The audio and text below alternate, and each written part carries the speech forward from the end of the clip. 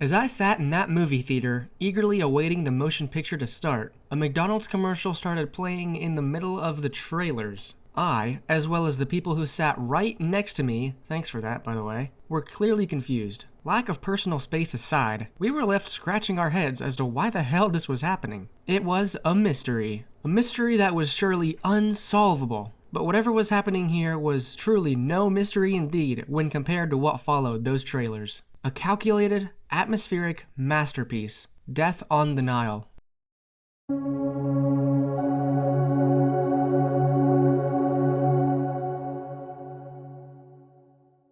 Well, it turns out that the weirdly placed McDonald's commercial was just a trailer for the Bob's Burgers movie, which looks great by the way. Regardless, I was excited to see Death in the Nile. If you're not familiar, this film is a sort of sequel to 2017's Murder on the Orient Express, which I have seen, and I really enjoyed that movie in its twist ending, so I figured I'd give this one a shot. Best of all, this film is a murder mystery. Finally!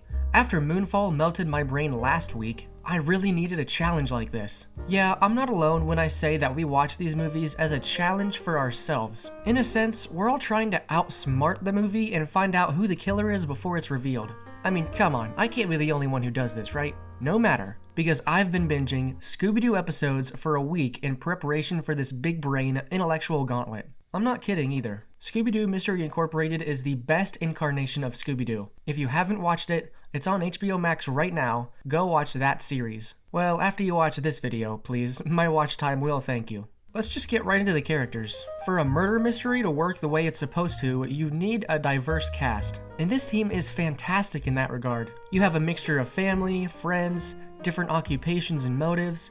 It's all here like it should be. Murder mysteries are primarily character driven, so without compelling relationships, you have no leg to stand on. Fortunately, this film has a few surprises waiting for you. Some characters have secrets to hide, some for their own benefits, and others for the good of others. You may think I'm being too vague and too simple with this description, but I have to be. You see, these kinds of films are super duper hard to review without giving away the whole thing, so just take my word on this.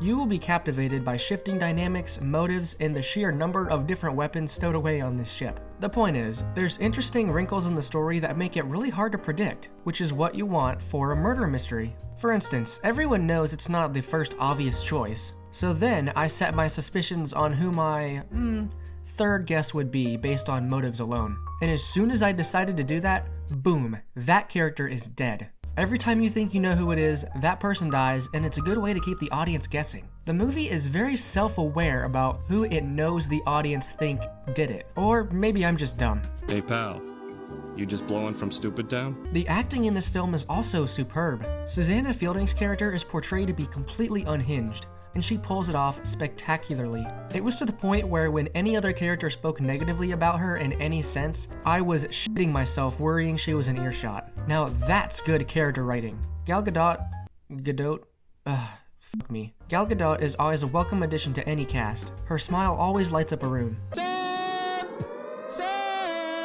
Although, some of the displays of romance are questionable at best. Like, okay, yeah, you'd expect in a movie like this, there'd be some intimate scenes, but damn, some of this is close to like straight up porn. I'm not even kidding. It didn't bother me that much, I just wasn't expecting it. All I'm saying is, I didn't grow up in the 50s, but I'm pretty sure people didn't dance like this. Just don't watch this movie with your parents, you're gonna have a bad time. Finally, the setting. I'm a sucker for things that take place in Egypt, and the visuals here were gorgeous. Really, the Nile is a perfect place for a gripping mystery thriller. I'm really glad they decided to adapt this story in particular. Egyptian culture and myths are heavily based in family, lineage, and love, themes that merge perfectly with the characters and story. And now it's finally time to reveal the killer. After all the confessions, the murders, the ulterior motives, the killer is... Nah, I'm just kidding. I'm not gonna spoil it here. So I know this review was a shorter one. There's just not much I can talk about without giving away too much about the big reveal. It's a really great twist, and I'd hate to ruin it for anyone. I would recommend you watch this movie for yourself. It's definitely the best thing at the movies right now. That is, if you're not counting No Way Home, and you might want to go see Jackass. Who knows? So let's tally up the score, huh? Story. 17 out of 20. Very few pacing issues. Everything is weaved together beautifully. There were some points where it went a bit too fast for me to keep up, but I was able to follow most of it. I don't know, maybe I'm just not big brain enough. Characters. 19 out of 20. Very compelling, complex characters. There's a few surprise reveals in here, and each of them complicates the mystery. That's what I love about murder mysteries, the more wrinkles, the better. Unpredictability. 16 out of 20. It's very good, although some of the twists are telegraphed just a wee bit too much, like just a hair. The reveal of the killer is evident when you stop and think about what kind of movie this is, and what kind of endgame it's going for. Still though, pretty damn hard to predict most of these surprises. The setting. 18 out of 20.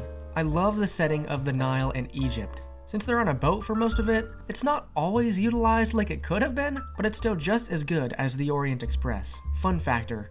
20 out of 20, baby. This movie gave me exactly what I wanted. I wanted a murder mystery that I could actively work against and try to outsmart. And in the end, the reveal was still mostly a surprise. This is an intellectual movie that makes you think, and that's really all that I wanted. And I suspect it's what most of you want out of a good mystery yourselves. So, the final score is a 90. I genuinely did not expect it to be that high, but it is. At least to me, it's that good. It's an intellectual movie that people want to see. Right now, people really need an excuse to go to the movies. They're not going to go unless it's really worth it. Is this movie worth it? I say yes. It's a damn good time. Go watch it. It'll be a great time at the movies. So that is my quick review of Death on the Nile. Definitely worth a watch in theaters. I mean, what else are you gonna watch? The Super Bowl? Who am I kidding? Everyone's watching the Super Bowl. I'm in Cincinnati right now, and let me tell you, it is crazy. But whatever. Let me know in the comments if you'll be checking this movie out. And thank you to Reddit user GenericGuy115 for suggesting this outfit for candles. I think it was a great idea, and I'm really happy with the way it turned out. So thank you, GenericGuy115, for showing me all your support on my subreddit. If you want to suggest a video idea or an outfit for candles and get a guaranteed shout out, r/Rainbow Reviews is the place to do so. Thanks for watching, everybody. Peace out. Hey guys, thanks for watching this video all the way to the end. You're the best, and it's because of people like you that I love making videos. Write in the comments which outfits candles should wear next. They can be original or taken from pop culture. And go follow my subreddit for video updates, frequent polls on video and outfit ideas, things like that. And if anyone wants to collaborate on a review or video essay, hit me up. Subscribe to this channel for more TV and movie reviews and news. Thanks for watching, and we'll see you next week. Peace out.